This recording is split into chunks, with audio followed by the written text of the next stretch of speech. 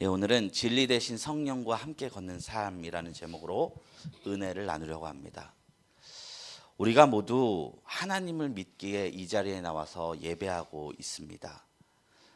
그런데 우리가 곰곰이 생각해 보면 믿음은 참 신비합니다.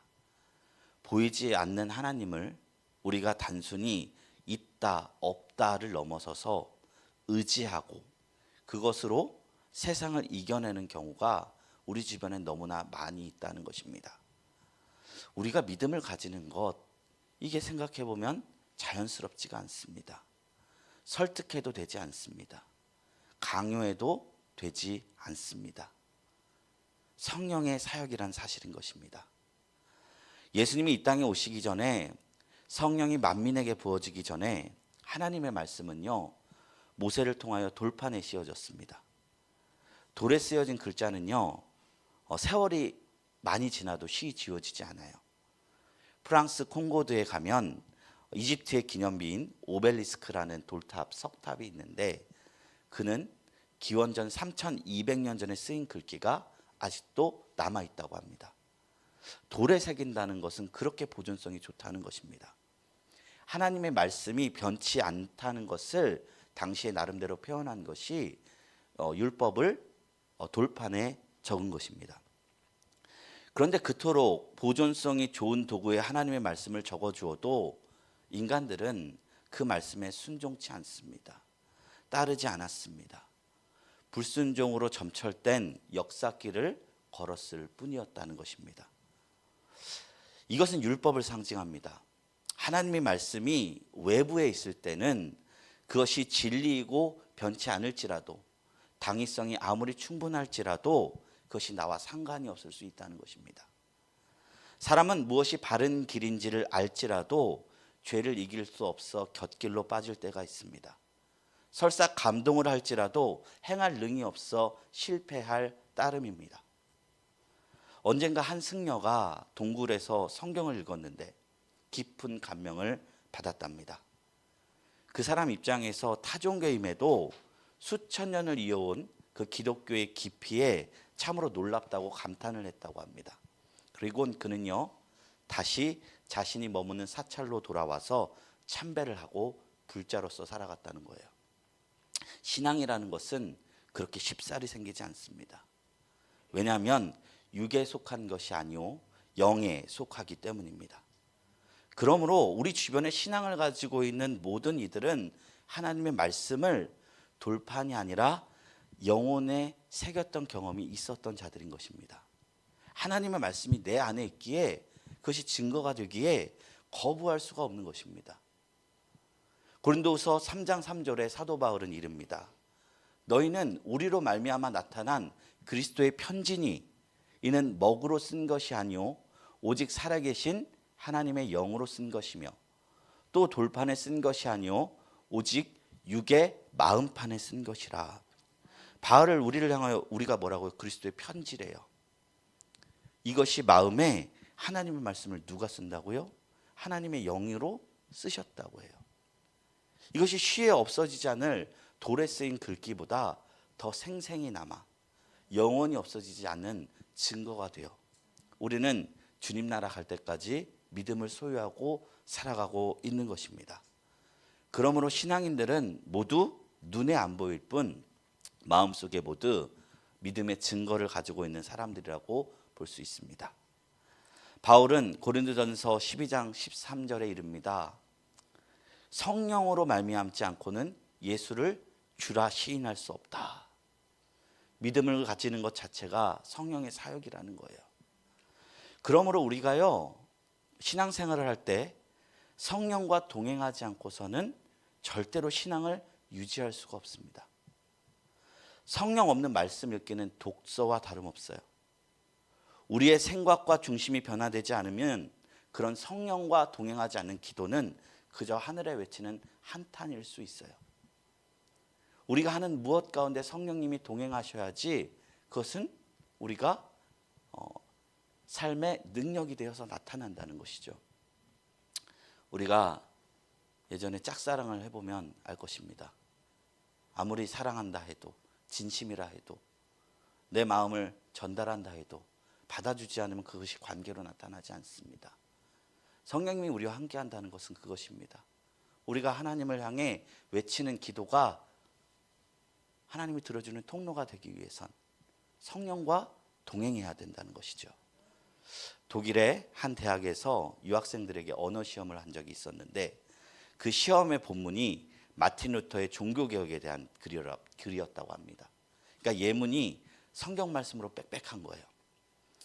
그런데 그 시험에 A+ 맞은 사람이 우리가 믿는 하나님을 믿는 그 신앙의 일원이 되었다고 말할 수 있을까요? 이해를 초월한 무엇이라는 것이죠.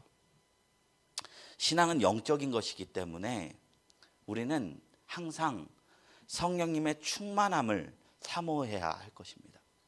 그제서야 우리는 빛이 어둠에 비치듯이 내 신앙생활이 잘하고 있나 안 잘하고 있나를 깨닫게 돼요.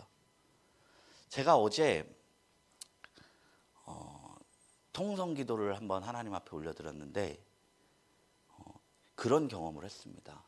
제가 목사로서 매일 성경 읽고 설교 준비하고 기도 인도하고 예배 집례하고 이것이 저의 업이지 않습니까? 근데 하나님과 단독자로 한번 통성기도를 했는데 그때 뭔가 내가 그제서야 하나님과 동행하고 있구나, 숨통이 트이는구나 라는 생각을 했어요. 그리고 잘못한 것도 없는데 비치니까 주님 죄송해요 기도하고 있더라고요. 생각해보면 잘못한 게 없어요. 근데 비치니까 제 안에 어둠이 보이는 거예요. 하나님 죄송해요 기도하고 있더라고요. 근데 제가 그런 비침이 없이 그냥 하면 그냥 나는 일상 열심히 살고 있지라고 생각했을 겁니다. 성령님이 우리에게 조명해 주셔야지 우리는 우리의 본 모습을 알 수 있다는 거예요. 내 안의 죄성을 깨닫고 하나님이 어떤 분이신지를 깨달아 하나님을 생생히 느끼며 살아갈 수 있는 삶, 이것을 사모하신다면 늘 성령 충만을 사모하시기를 축원드립니다. 사도행전에서 기록된 성령은 우리에게 능력을 줍니다. 성령 강림을 상징하는 단어가 불의 혀인데 각 사람이 120문도가 머리에 불을 받았습니다. 그러니까 그때부터 사람들이 그동안에 할 수 없었던 것을 하기 시작하는 거예요. 베드로는 성령을 힘입어서 예수님께서 행하셨던 치유 사역을 감당하였고 하루에 3,000명을 변화시키는 권능을 받았고 능력 있는 사도로 서게 되었습니다. 이렇게 초자연적인 현상들이 부각이 되다 보니까 성령 하나님의 사역을 보면 우리가 어떤 오해가 생길 수가 있습니다. 성령께서 하나님이라기보다 하나의 거룩한 능력이다 여겨지는 거예요. 그러나 하나님께서는 초대교회 때부터 이미 함께 예배 받으셨던 하나님이셨습니다. 오늘 읽으실 본문 말씀에서는 성령님의 인격성을 강조하고 있어요. 하나님은 능력도 아니고 힘도 아니고 우리를 인도해 주시는 진리의 영이라는 사실인 것입니다. 요한복음 14장 16절 17절 오늘 다시 한번 이 말씀을 제가 봉독해 드리겠습니다. 내가 아버지께 구하겠으니 그가 또 다른 보혜사를 너희에게 주사 영원토록 너희와 함께 있게 하리니 그는 진리의 영이라 세상은 능히 그를 받지 못하나니 이는 그를 보지도 못하고 알지도 못함이라. 그러나 너희는 그를 아나니 그는 너희와 함께 거하시며 또 너희에게 계시겠습니다. 지금 성령님 어디 계십니까? 예배드리고 있는 우리 안에 계십니다. 너무나 세밀하게 말씀하고 계시는데 세상의 소리를 잠시 차단하시고 예배 자리에서 그 음성에만 귀 기울여 보시면 우리는 그분의 세밀한 음성을 들을 수 있습니다. 사모하시고 기도하면 그 가운데서 우리를 향하신 하나님의 뜻을 보여주십니다. 예배는 그런 것입니다. 잠시 세상의 소리를 닫고 하나님에게만 온전히 집중하는 것입니다. 그러니 이 한 시간의 예배를 성공하면 우리는 몇 시간, 며칠, 몇 년이 걸려도 변화되지 않던 나의 생각과 심령의 변화가 이루어진다는 거예요. 오늘 말씀은요, 예수님께서 십자가에 달리시기 전에 고별 설교에 담긴 내용입니다. 요한복음 13장부터 17장은 예수님께서 제자들의 발을 씻기시는 것에서 시작하는데 어, 사람이 가장 그 말이 진정성이 있을 때가 언제일까요? 죽음을 앞두고겠죠. 아무리 거짓말을 장이더라도 내가 곧 죽음을 앞두는데 거기서 사람을 속이거나 하진 않겠죠. 예수님은 물론 부활하셨지만 이제 십자가의 큰 고통을 앞서 제자들에게 마지막 설교를 할 텐데 핵심 중에 핵심만 말하시지 않았을까요? 13장 17장의 내용의 고별 설교의 주제는 크게 세 가지입니다. 첫째는 제자들에게 세 계명을 주셨습니다. 세 계명을 주느니 서로 사랑하라. 내가 너희를 사랑한 것 같이 너희도 서로 사랑하라. 기독교의 핵심 계명이죠. 둘째는요, 이별이 주는 슬픔이 도리어 희망이 될 것이다. 제자들에게 소망을 주셨습니다. 너희는 잠시 잠깐 슬플 테지만 이 슬픔의 성격이 여인이 해산하는 고통과 같아서 일시적일 것이다. 내가 감으로 교회는 생겨날 것이고 너희는 그로 말미암아 이 세상에서 하나님의 나라를 경험하게 될 수 있을 것이다. 이게 두 번째의 설교 내용입니다. 그리고 세 번째 내용이 바로 오늘 말씀에 이제 내가 가고 또 다른 돕는 분이 오는데 그분이 성령 하나님이라는 거예요. 보혜사가 무슨 뜻이에요? 우리를 도와주시는 분이라는 거예요. 신앙생활 열심으로 감당하는 거 아닙니다. 성령으로 하는 겁니다. 열심으로 하면요, 우리가 못돼질 수도 있고요. 열심으로 하면요, 우리가 못 따라가서 낭망할 수 있어요. 그러나 신앙생활은 관계입니다. 우리가 마음속으로 하나님 나와 함께 해주세요 이렇게 외칠 때 그 음성을 가장 먼저 듣고 응답해 주시는 분 성령님이라는 거예요. 이제 제자들을 이끌어 주시던 예수님이 더 이상 없습니다. 예수님은 제자들에게 언제나 나는 길이요 진리요 생명이라 이러면서 마음속에 위안을 주셨는데 예수님이 없는 세상을 이제 어찌 제자들이 감당하며 나갈 수 있었을까? 이전에 예수님께서 70인의 제자들을 세상에 보냈을 때 마치 어린 양을 이리에게 보낸 것과 같다 걱정하셨어요. 이 이리 같은 세상 속에 예수님이 없다면 우리는 어떻게 이 세상의 신앙의 삶을 감당할 수 있을까? 떠나는 예수님께서 요한복음 16장 7절에 다음과 같은 말씀을 하셨습니다. 그러나 내가 너희에게 실상을 말하노니 내가 떠나가는 것이 너희에게 유익이라. 내가 떠나가지 아니하면 보혜사가 너희에게로 오시지 아니할 것이요 가면 내가 그를 너희에게로 보내리니. 이리 같은 세상 속에서 양과 같은 제자들을 자신 대신 돌봐줄 보혜사에 대해서 이렇게 확신 있는 말씀으로 우리에게 얘기해 준 거예요. 우리가 성경을 읽어보면 그 성령님이 오시고 난 뒤 제자들의 모습, 성도들의 모습을 볼 수 있어요. 성령으로 말미암아 그들은 박해 속에서도 권세자들 앞에서도 믿음을 지켜낼 수 있었습니다. 열심을 감당해서 장담하면서 다 주를 버릴지라도 나는 주를 버리지 않겠습니다. 땅땅땅 했던 이 베드로가 예수님 막상 잡히니까 여종의 질문에 네가 예수당이었다 하니까 저주까지 하면서 도망갔대요. 저주를 누구를 저주했을까요? 예수 저주한 거예요. 왜냐하면 그 자리에서 예수 욕 안 하면 자기가 죽을 수 있으니까. 그렇게 나약했던 베드로가 성령 오시고 나서 십자가 깎으로 매달고 순교하는 사람 됐습니다. 이거 성령의 역사라는 거예요. 다른 제자들도 마찬가지입니다. 예수께서 십자가에 달릴 때 다 뿔뿔이 흩어졌다 했습니다. 이후 성령께서 임하시니까 그들이 모두 다 주님이 하는 일을 동시에 하며 다 순교자의 믿음으로 서게 됩니다. 왜 그렇느냐? 아까 말씀드렸던 지워지지 않는 하나님의 말씀이 성령으로 인해 마음에 새겨졌기 때문입니다. 세상은 받을 수 없는 진리의 영이 제자들의 가야 할 바를 분명하게 비춰주셨기 때문입니다. 우리 성령님 사모해야 됩니다. 성령 충만 받아서 무엇을 하려 하는 것입니까? 은사, 통변. 어떤 분은 뭐 기도하면 이빨이 금리가 된다 하더라고요. 그런 거 아무 필요 없어요. 있어도 그만, 없어도 그만이에요. 30만 원 주고 그만둔 사시기 바랍니다. 성령님이 주시는 가장 큰 유익은 우리가 주님 나라 갈 때까지 우리가 하나님의 사람으로 걸을 수 있다는 것입니다. 그런 말 하잖아요. 성령님 오시면 그리고 또 유익이 뭐냐? 영적인 직관력이 생깁니다. 그러니까 성도 여러분, 이런 생각 하신 적 있습니까? 설명할 수는 없는데 아는 거. 그러니까 나는 설명하라면 설명 못해요. 근데 이게 옳은지 그른지 알아요. 교수님들은 설명하지 못하면 모른다고 하는데 제 생각은 다릅니다. 경험에서 나온 그 일단 직관력, 이거 엄청난 지혜다라고 생각해요.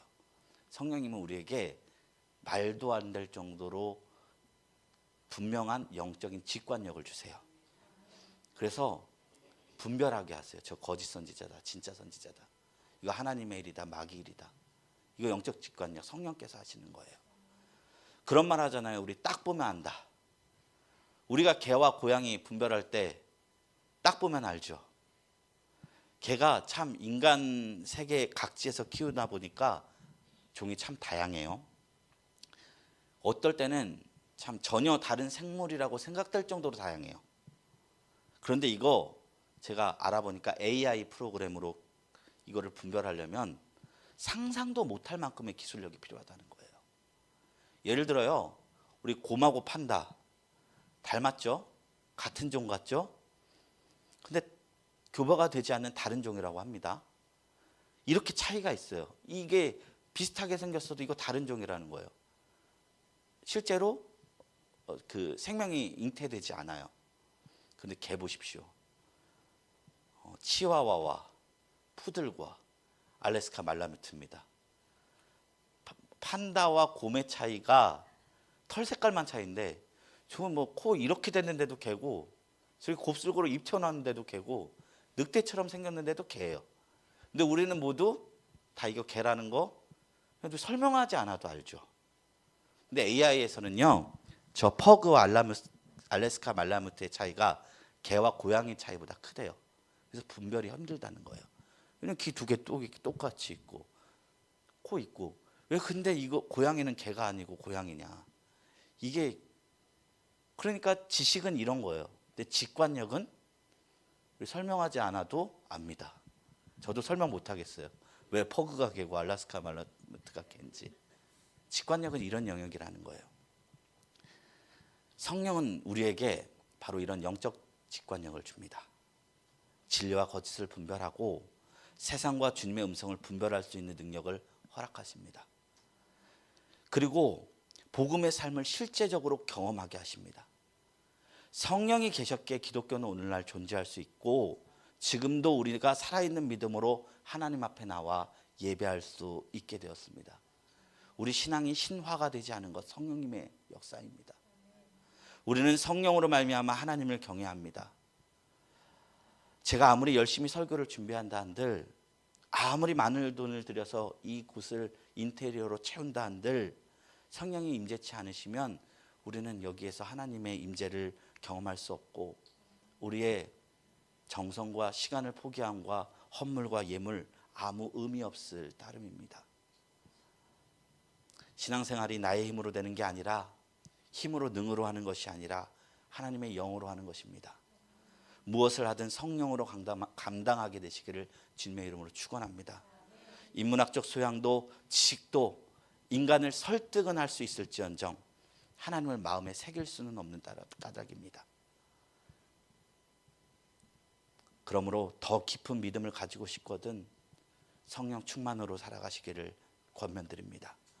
100마디 말로 설명할 수 없는 큰 확신이 우리 안에 거할 줄로 믿습니다. 이제 말씀을 맺습니다. 성령님은요, 우리 안에 세밀하게 말씀하십니다.